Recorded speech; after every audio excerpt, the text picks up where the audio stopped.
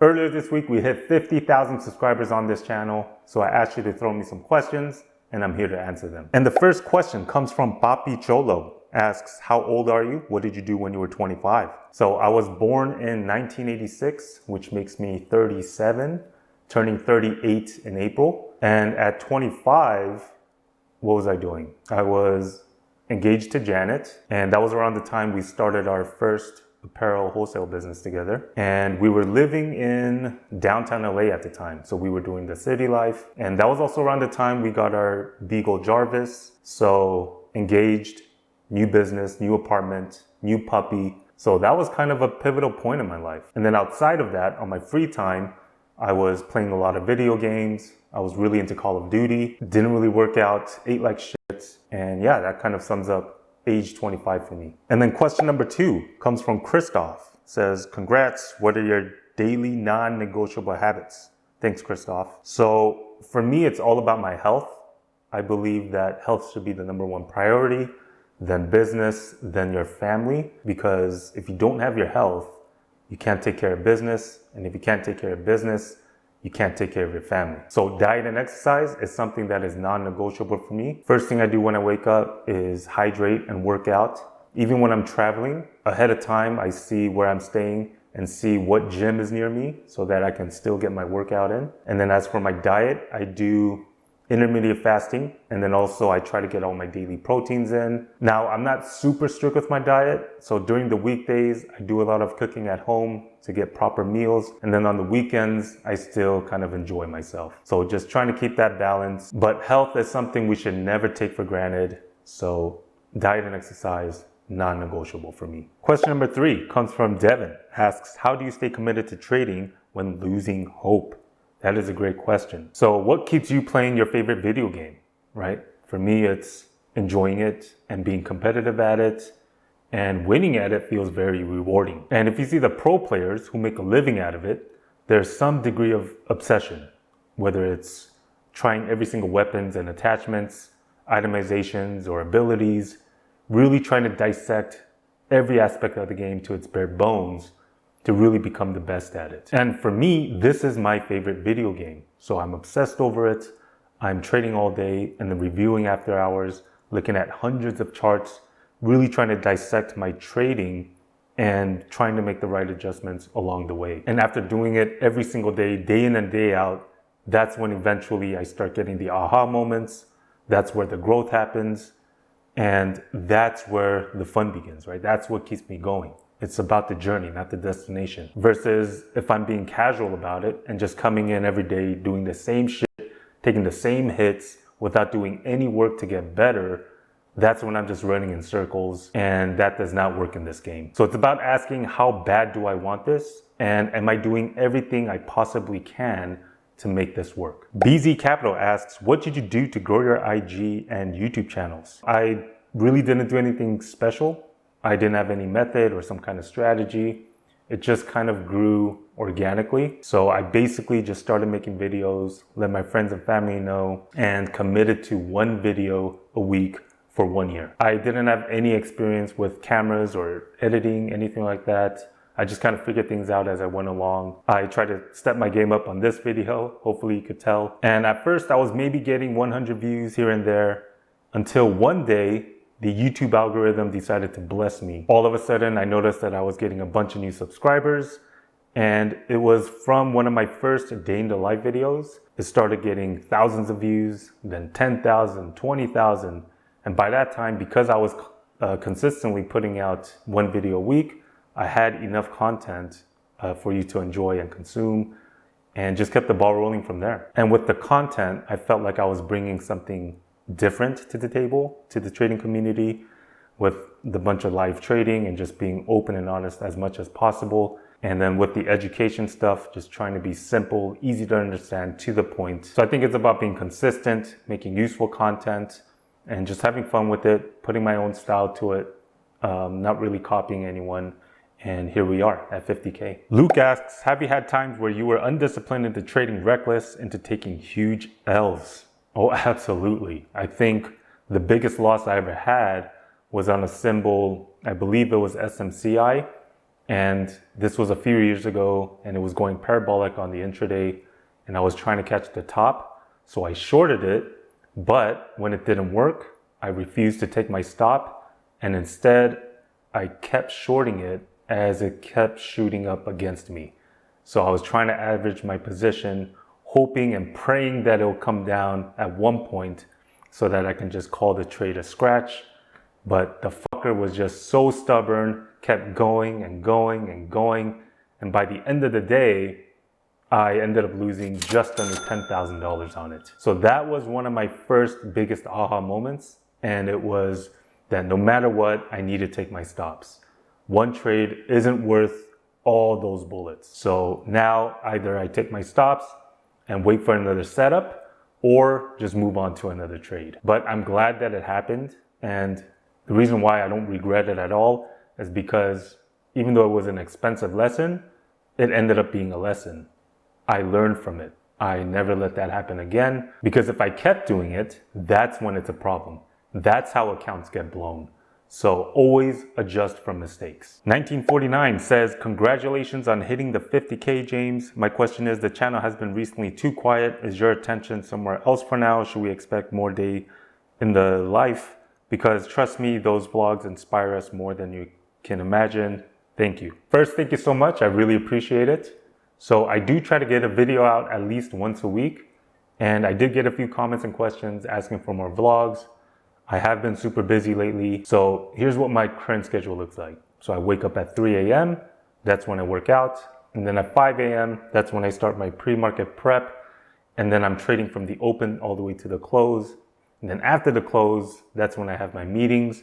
And then sometimes I have my golf lessons and also running errands. And then I have dad duties with Tyson. And then by the time all that is done, I'm the chef in the house. So I start prepping dinner. And then by the time we eat, all that is done, I'm pretty much ready to knock out. So I use that time to kind of wind down and hang with the family. So any free time I get outside of that, that's when I'm working on a video. I'm a one-man show, so I do all the filming, all the editing myself. So that pretty much takes up a lot of my weekends. But the mentorship, the first mentorship actually ended last week. And also I just finished up my golf lessons. So that should definitely free up some time. But yeah, this year has just been super busy with work stuff and I haven't been able to do anything else. This past weekend is actually the first time we really went out. We went out to Vegas. I didn't film it or anything. I don't even think I posted it on Instagram, but just kind of enjoyed myself, took some time off, relaxed. But I'll definitely bring back the vlogs. That's kind of what kicked off this channel. So don't worry, those are not going anywhere. Secret asks, how are you enjoying the Cayenne Coupe? I regret it. So what happened was, originally I always drove the Lexus RX because I found those to be the most reliable, never have car issues, which is all I care about. But at the time, the car prices were skyrocketing. So to get a new lease on it was the same price as a Porsche Cayenne. So Lexus, Porsche. So I walk into the Porsche dealership and there's the Cayenne, but next to it is the Cayenne Turbo, decked out, fully loaded, blacked out. So of course I test drive the thing and here we are, paying almost double of what I was intending to pay. And I'm not even a car guy. So I was never into cars. I don't care about speed. I don't even like driving. So this was kind of a waste of money for me, to be honest. I mean, it's definitely a nice car, drives great when it works, but I've already had a couple of issues on it. Actually, the engine light is on right now. And I've also had speeding tickets. So personally, I do not mind going back to the Lexus RX. Emiliano asks, what is your favorite movie? Oh man, how do I choose? Hold on. So I'm a huge Christopher Nolan fan. So when we talk about favorite movies, Interstellar and Inception always comes to mind. I'm also a huge fan of Denis. I think his cinematography is always on point. Also super hyped for Dune Part 2. The Revenant, I think, is a very well-made movie, very well shot. And then the Marvel experience, from Iron Man to Infinity War. I don't think we'll ever experience anything like that in our lifetime ever again. That was a fun time to be going to the movies. And then Lord of the Rings, Fellowship of the Ring. I literally watched that 4 times in theaters. Chingu, this is one of my all-time favorite Korean movies. It means friend. It's about 4 friends who grow up, kind of go separate ways.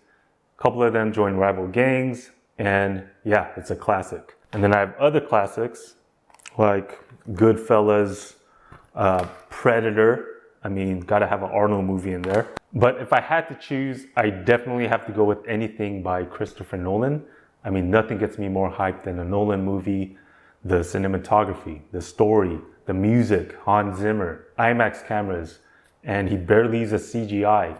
So it's always an awesome experience when I go watch his movies, and he delivers every single time. Lauren, how's it going? Says, congratulations. Are you going to give Tyson a sibling? And will you teach him trading when he's old enough? Yes, I definitely want to give Tyson a sibling.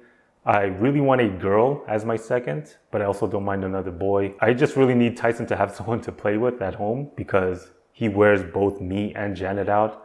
That kid has way too much energy. And yes, we do try to tire him out, but I feel like it's just making him stronger and building his endurance up. And will I teach Tyson trading? I mean, if this is what he wants to do and he's really serious about it, then I'm absolutely, right, 100% would be open into teaching him everything that I know. And even if he's not into day trading and maybe he's just investing or dabbling into the stock market, I think I would feel more comfortable with him knowing how to read charts, how to read price action, and all that good stuff. So I think it'll be good to know. So I'll definitely teach him, even if he doesn't plan to day trade. Richard asks, why do traders always wear baseball caps? Because we can. That's the beauty of it. We answer to nobody. I mean, I could come into work dressed only in my baseball cap if I wanted to. No, but I wear it because it's just a lazy way of doing my hair for the camera. X Deep asks, 3 tips or advice for the beginner traders starting 2024. If I was a beginner, I would tell myself, number 1, only pursue this if you're willing to give it the full 100%. Don't ever think you can just walk into the market every day, half awake, and think you can take away money from traders like myself. This is a serious business. One can lose a lot of money in it. So take it as serious as if I'm learning brain surgery to perform on the person I love most. Number 2, as I said before, always take my stops. Don't waste all my ammunition on one shitty trade. It's not worth it. Mark it as a loss and move on to the next one. And number 3, risk as little as possible. In the beginning, I'm not going to be profitable. So why expose myself into losing large amounts of money? Keep the risk small enough to last me in the game until I do become profitable. Rigo asked, what's in your golf bag? So I have a 56-degree wedge from Vokey, and then my irons are the TaylorMade P790s, and I have it from the pitching wedge all the way to the 5-iron. And then my 3-wood and my driver are both Ping G430 Max. And then for my putter, I use the Bettinardi Queen B, just because I like gold, looks pretty. And then inside my golf bag, I have a glove and then the Precision Pro golf rangefinder. And then in here, I have the golf balls. And I also got a question from Young asking how my golf swing is going. I'll just post a video and let you tell me. CJ asks how you met Tyson's mother. What is a goal you have for the next 5 to 10 years? Congrats on the 50K. Love you, bro. Love you too, and thank you. So how I met Tyson's mother, my wife, we met at the age of 19. We initially met through mutual friends, and then we hooked up at the club. So we met at Le Privé. It was one of the popping clubs in K-Town at the time, and it was Halloween weekend, and she came in dressed up in some skimpy-ass bunny outfit, and that's all it took. Partied with her all night, got her number, and no joke, 2 months in, we both knew we were gonna marry each other. We became more than just a couple, we became best friends, and then at the age of 26 is when we got married, and then we recently celebrated our 10-year wedding anniversary, so we flew out to Hawaii to renew our vows with our closest family and friends, had an amazing time, and my love for her has never stopped growing, it's continuing to grow, and I think she's the most amazing person that I know. And then my goal for the next 5 to 10 years is to build up my real estate portfolio. I currently have 1 rental property, and then we're planning to flip this house that we're in currently this summer.